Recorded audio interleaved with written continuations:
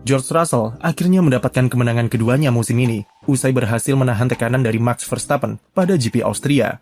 Russell sukses finish terdepan dengan gap cuma 1,6 detik saja di depan Verstappen, dan top 3 hanya terpaut 1,9 detik dengan Kimi Antonelli yang berada di podium ketiga. Di tengah teriknya panas di sirkuit Red Bull Ring, Russell harus menahan tekanan dari 4 kali juara dunia F1 tersebut selama lebih dari 20 putaran dalam usahanya meraih kemenangan. Meski memegang kendali balapan dari awal sampai finish di urutan paling depan, tapi kecepatan Red Bull yang sangat kompetitif saat balapan serta pilihan strateginya membuat pembalap Inggris itu lumayan ketar-ketir. Gap yang semulanya sampai 10 detikan bisa dipangkas menjadi di bawah 2 detik dalam 18 lap dan membuat fase akhir balapan jadi cukup menegangkan. Tapi sama seperti Lando Norris tahun lalu, Russell berhasil eksekusi peluangnya dengan sangat baik untuk atasi tekanan yang diberikan oleh Verstappen ataupun Antonelli yang juga tak jauh di belakangnya. Salah satu kuncinya adalah outlap setelah pit stop terakhir, di mana dia bisa buat gap sampai 11 detik dari Max Verstappen. Russell sadar kalau kecepatannya kurang oke ketika degradasi bannya mulai terasa, sehingga begitu diberi ban baru, ia harus manfaatkan sebaik mungkin untuk gaspol pada awal stint. Sementara Verstappen yang memilih stay out lebih lama, kecepatannya mulai melambat karena degradasi ban. Dan dari sinilah Russell bisa dapatkan 11 detik untuk memudahkannya memanajemen gap di fase akhir race. Sempat beberapa kali ada momen di mana Russell kecolongan waktu, seperti saat virtual safety car ataupun traffic, yang membuat gapnya ke Verstappen terpangkas sampai 1 detikan. Namun pada lap-lap akhir, Russell bisa merespon tekanan dengan baik untuk menjaga gap tetap berada di jarak aman dan sentuh garis finish di urutan pertama. Ini adalah momentum positif yang sangat dibutuhkan Russell dalam usahanya memutar balik peruntungannya dalam perebutan gelar juara dunia. Ketika akhir pekannya bersih dan tanpa drama di aspek operasional, Russell bisa deliver dengan sangat apik. Kemenangan kemarin membuatnya tipiskan jarak dengan Antonelli di puncak klasemen menjadi 40 poin. Selain soal manajemen balapan yang bagus, faktor krusial yang membuat Russell menang adalah raihan pole position-nya yang memancing kontroversi. Russell catatkan waktu tercepatnya bersamaan dengan insiden Max Verstappen yang memicu bendera kuning di tikungan 9 dan mengacaukan perayaan duo Ferrari yang dikira akan mengunci baris terdepan. Sempat ada kebingungan soal apakah lap Russell sah atau tidak, karena melintas ketika bendera kuning berkibar. Namun setelah menunggu beberapa menit, ternyata lap Russell sah dan dia resmi meraih pole position. Apa alasannya? Singkatnya adalah Russell melintas di tikungan 9 ketika kondisinya masih single wave yellow atau bendera kuning yang berkibar cuma satu. Artinya, dia hanya butuh lepas gas sebagai tanda kalau dia aware dengan kondisi sirkuit yang kurang aman, tapi masih bisa selesaikan hot lap untuk raih pole position. Di F1 ada 2 jenis bendera kuning, pertama single yellow dan kedua adalah double yellow. Single yellow, pembalap hanya perlu lepas gas atau melambat seperlunya sebagai mitigasi situasi sirkuit yang kurang aman. Sementara double yellow artinya pembalap wajib mengerem dan bersiap untuk berhenti karena kondisi sirkuit yang dinilai berbahaya, serta pembalap wajib batalkan lap saat kualifikasi. Kronologi sebenarnya di kualifikasi kemarin adalah single yellow dikeluarkan lebih dulu ketika Max Verstappen crash di tikungan 9, tepatnya di pos sektor 15. Setelah itu Antonelli lewat di sana dan membatalkan hot lap-nya karena mengira itu adalah double yellow, padahal sebenarnya ketika dia lewat kondisinya masih single yellow. Beberapa detik kemudian, Russell lewat, dan dia tahu kalau sinyal panel yang menyala adalah single yellow. Russell alhasil cuma butuh lepas gas, dan bisa tetap selesaikan hot lap untuk raih pole, yang mana hal ini tidak melanggar regulasi. Russell tidak salah dengan tindakannya yang cuma lepas gas, dan tetap ambil pole position, karena dia sudah berikan mitigasi dengan melambatkan laju mobil, serta aware dengan bendera kuning.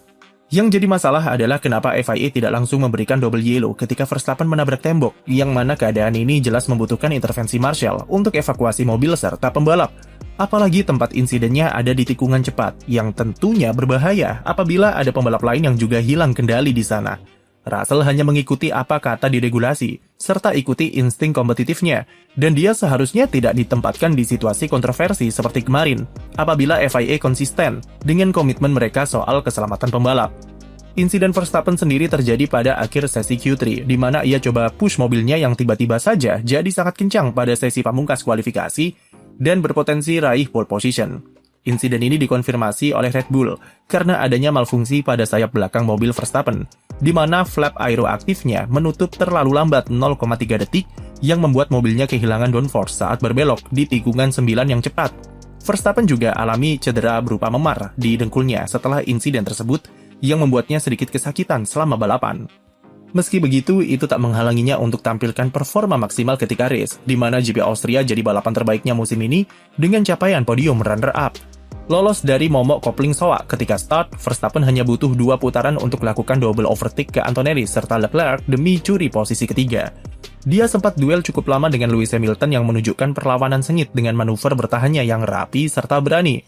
Tapi Hamilton akhirnya harus masuk pit terlebih dahulu, yang kemudian dimanfaatkan Verstappen untuk stay out lebih lama untuk ciptakan tire offset. Strategi ini berhasil untuk mudahkan Verstappen menyalip Hamilton dengan manuver berani dari sisi dalam tikungan 6 untuk curi posisi 2. Red Bull kembali gunakan strategi serupa untuk kejar Russell di stint terakhir dengan mengincar tire offset atau perbedaan umur ban dengan stay out lebih lama. Masalahnya adalah Red Bull mungkin menunggu terlalu lama yang membuat Max jadi kehabisan putaran ketika dia berusaha kejar Russell.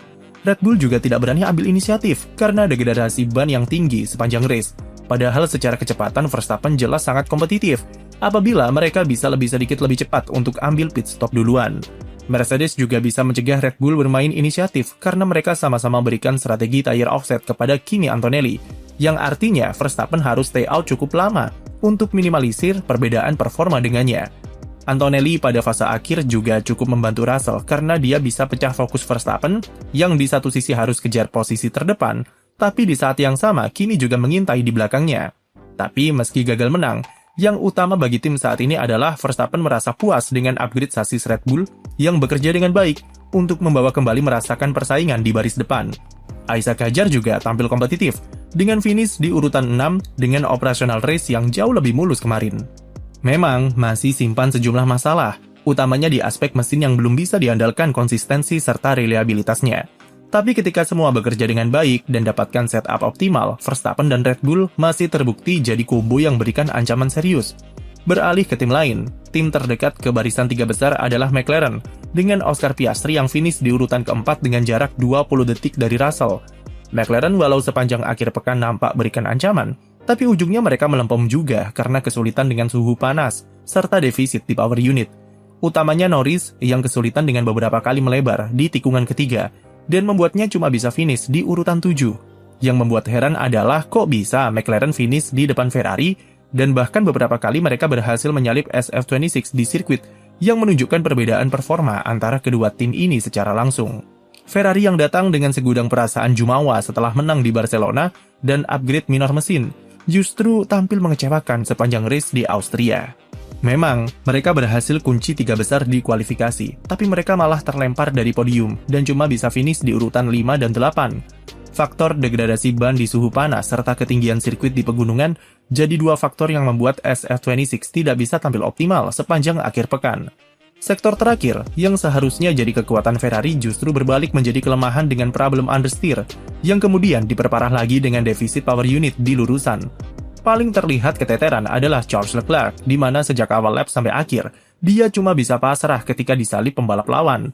Salah satunya adalah ketika dia disalip Antonelli dengan begitu mudah di tikungan 9, yang normalnya bukan tempat untuk overtaking, serta 4 kali disalip oleh duo McLaren, serta Isaac Hadjar. Sementara Hamilton kondisinya jauh lebih kompetitif ketimbang Leclerc, hanya saja dia kecolongan dari Piastri karena faktor kesalahan strategi. Berbeda dari Catalunya, Ferrari seperti kembali ke settingan pabrik dengan pilihan strateginya yang agak kacau, yang memang harus diakui dipengaruhi oleh degradasi ban.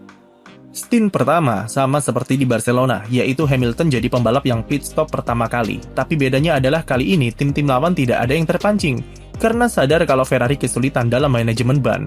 Keputusan untuk tetap masuk pit saat virtual safety car dan incar 3 stop makin memperparah situasi. Karena Hamilton malah diberikan ban soft yang membuat jendela pit stopnya tidak berdampak apapun. Dengan ganti ke soft, artinya saat stint terakhir nanti dia akan berada di waktu yang sama dengan mereka yang lakukan strategi 2 kali pit stop. Dan ini membuat Hamilton kehilangan track position serta kehilangan banyak waktu. Alhasil, dia kecolongan dari Piastri dan tak mampu mengejarnya di fase akhir balapan karena tidak memiliki tire offset yang cukup. Sementara itu di papan tengah, tidak banyak aksi yang terjadi dengan Racing Bulls yang berhasil koleksi double point bersama Liam Lawson dan Arvid Lindblad yang finish berurutan di posisi 9 serta 10. Keduanya sempat terlibat sedikit drama tim order, di mana Lindblad menolak instruksi tim untuk hold position di belakang Lawson dan menyalipnya dengan agresif di tikungan 4. Sebelum kemudian tim intervensi dengan Lawson diberikan pit stop lebih awal untuk bisa undercut Lindblad. Lawson sendiri sepanjang race memang harus menjaga mobilnya yang alami overheat serta masalah rem dengan seringnya lakukan lift and coast. Lindblad disuruh jaga posisi untuk proteksi potensi undercut ataupun serangan dari mobil di belakangnya. Terlepas dari drama ini, tambahan 3 poin di konstruktor membuat Racing Bull semakin kokoh di posisi 6 dan makin mendekat ke Alpine yang tidak berkutik selama akhir pekan di Austria. 4 pembalap gagal finish, di mana salah satunya adalah duo Cadillac yang balapannya cuma bertahan 5 putaran saja karena mobilnya kobong semua. Rem Bottas terbakar pada lap kedua, yang kemudian disusul oleh mobil Perez, yang sepertinya alami masalah serupa di tengah panasnya cuaca di Austria. Selain itu ada mobil Carlos Sainz yang mogok di lurusan dan menambah panjang masalah reliabilitas di mobil bermesin Mercedes, serta Lance Stroll yang seperti biasa gagal finish karena mesin Honda yang belum awet. Jadi apa momen favorit kalian? Jangan lupa beri like dan subscribe untuk konten F1 lainnya.